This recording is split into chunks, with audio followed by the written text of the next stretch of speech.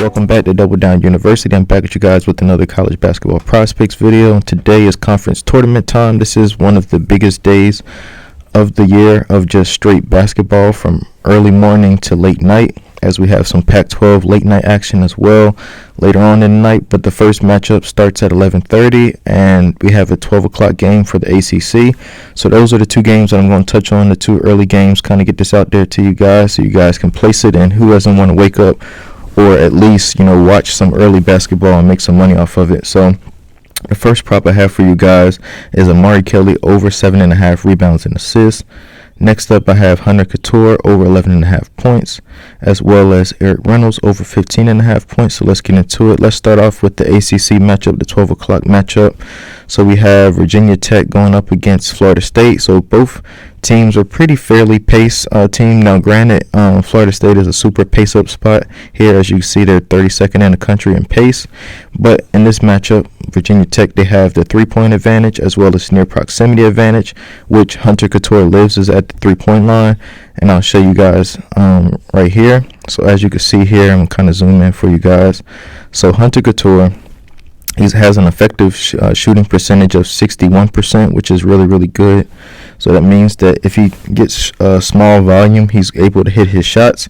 But he shoots 69, almost 70% of his shots from three-point range. So he's just a three-point shooter. That's nothing more, nothing less. He does get to the rim a little bit, as you can see. 19% of his attempts come at the rim. He's shooting 68%. That's good. You want anything over 50 to 55% at the rim. So that means that he's hitting at least a little more than half of his shots when he does go to the rim. And then he's also an excellent free throw shooter. If he does attempt to get fouled, whether he's driving or he gets fouled from three, he's a 89% free throw shooter as well.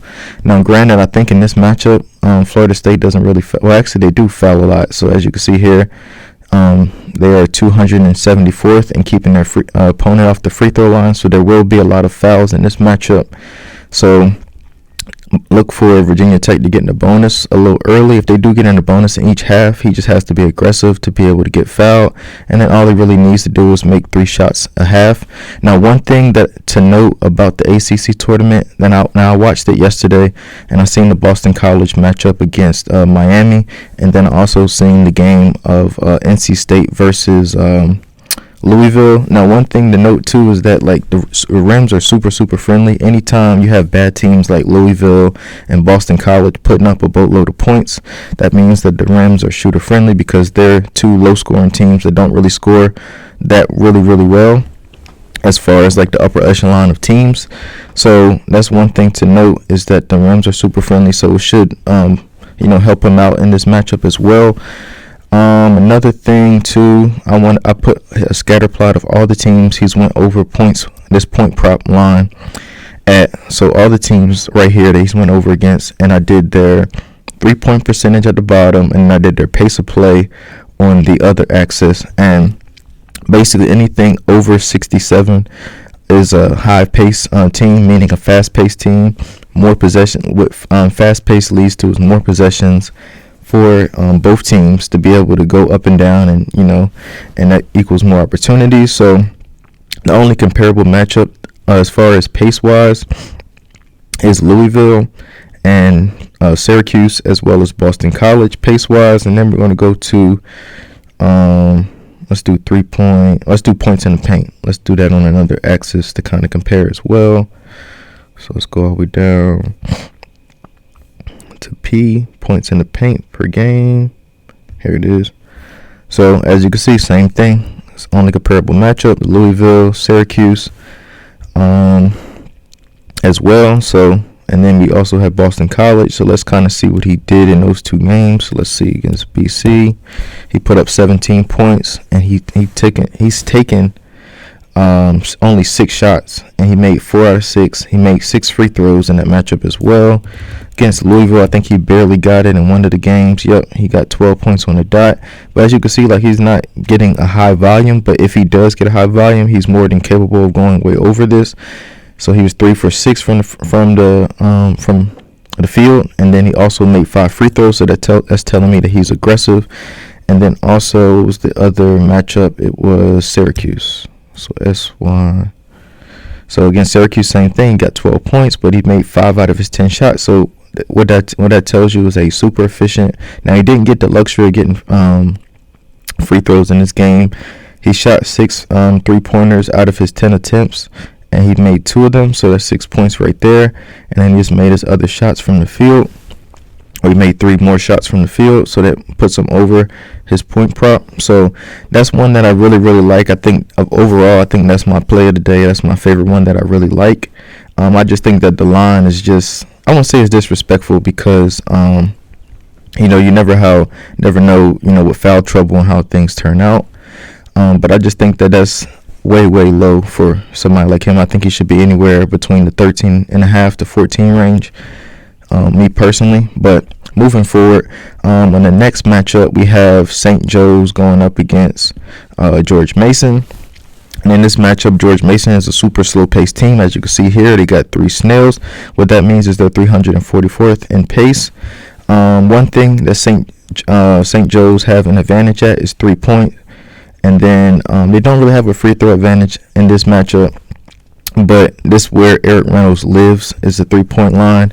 Now, both teams are fairly even. And then also for the spread of this game, it's like 1.5. I think it just on some sites moved to a pick'em. So what that means is that it should come down to the wire. So that means, there could be some late game fouling in there as well to kind of benefit his point prop. So if he's efficient from the field, let's say he gets 10 points from just the field, and he can potentially get 6 points from just off of being in the bonus and getting fouled late in the game, or like say if St. Joe's goes up at any point late in the game, then they're going to have to start fouling them, and normally he's the point guard that they inbound the ball to, so they will likely try to foul him as quick as possible to be able to get him to the line and kind of play the game out and extend the game as long as they can. Now, granted, for Eric Reynolds, he is a 39% three-point shooter. Now, he's same thing as Hunter Couture. He shoots 64% of his shots from three-point range. He is only a 53% effective field goal percentage, which is not bad. The highest on the team is Xavier Brown at 58, so that's not bad. Now, he does go to the rim, too, as well. Shoots 24% of his shots. He shoots 50% at the rim. Not bad at all. So 1 out of every 2 shots at the rim. But the one thing why I like him is because, like I said, if it comes down to late game fouling, he is the best free throw shooter on the team as he shoots 86% from the line. And that is crucial, especially in college, because free throws are not a given. If you watch college basketball, you know what I'm talking about. So you always want the best free throw shooter on the team. Now, granted, even sometimes they miss free throws, but hey, if he missed free throws, we're going to live with it because of his reputation and who he is as far as, on the season. He's an 86% free throw shooter. So I really, really like him in this matchup. Another thing is that he's just a tournament player. I'm from the Philadelphia area, so I watch a lot of Big 5 basketball, and if this team's going to have any chance today, I think he's going to have to step up and he's going to have to be big. Now, last year in this tournament, let me see if I can find it.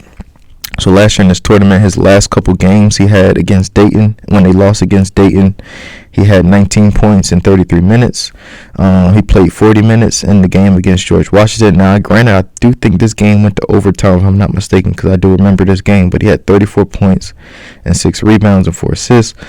So it's going to come down to him shooting the ball. Now, he is their highest scoring player. And then also recently, over his last 5 games, he averages 19 points a game, so that bodes well too for him.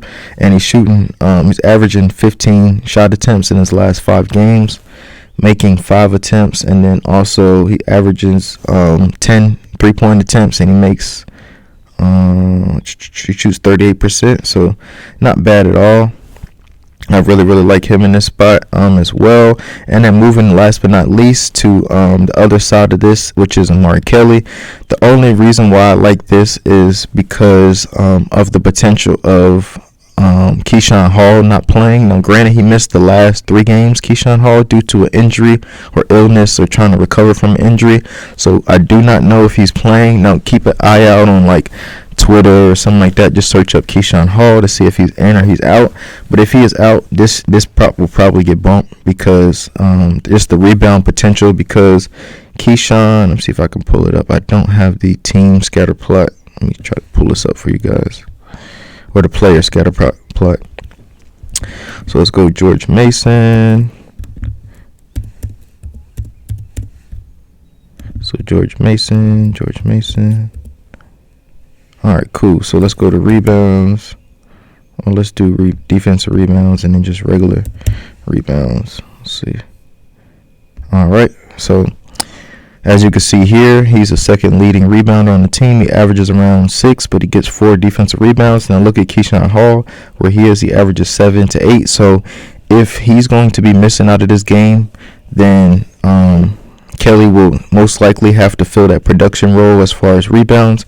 So I think he can get like 7 rebounds alone, and he would just need an assist. The reason why I chose his rebounds and assists, he's not a big assist guy. He averages around 1 to 2 a game, Kelly. But in this matchup, St. Joe's is one of the worst teams as far as giving up opponent assists. As you can see right here, opponent assists, they're almost bottom tier in the NCAA and giving up a lot of assists. So it's going to have to pretty much, and I can see it coming from him, just basically trying to him being at the free throw line, elbow area, where he may receive the ball and like throw it to somebody off of a back cut or back screen to be able to get like an easy layup. So I think that could be an assist, or he just kick it out to a shooter and then make a shot, Maddox or somebody like that. So I do think he has potential there. And then also, St. Joe's is not a great rebounding team, as you can see here. They're pretty middle of the pack standard. Offensive rebound percentage, middle of the pack. Defensive rebound percentage, middle of the pack. And then as far as George Mason, they are right around middle of the pack too as well. So both teams are pretty much even. That's why the line is where it is. But then another thing too to note is that St. Joe's shoots the 11th most 3-point attempts in college basketball. So there will be a lot of threes. And then also they allow a lot of threes to George Mason. So they're not going to make all of their threes. That's the only way I see them going under. If they start getting hot, they make all their shots. But I think there will be rebound opportunities for him to be able to grab rebounds, especially if Keyshawn Hall is out. So that's one prop that I really, really like as well. So going back to the picks that I have, I'll kind of go over them again. So I have Amari Kelly over 7.5 rebounds and assists, Hunter Couture over 11.5 points, and Eric Reynolds over 15.5 points. I appreciate you guys. Please like, comment, and subscribe, and I will see you guys next time.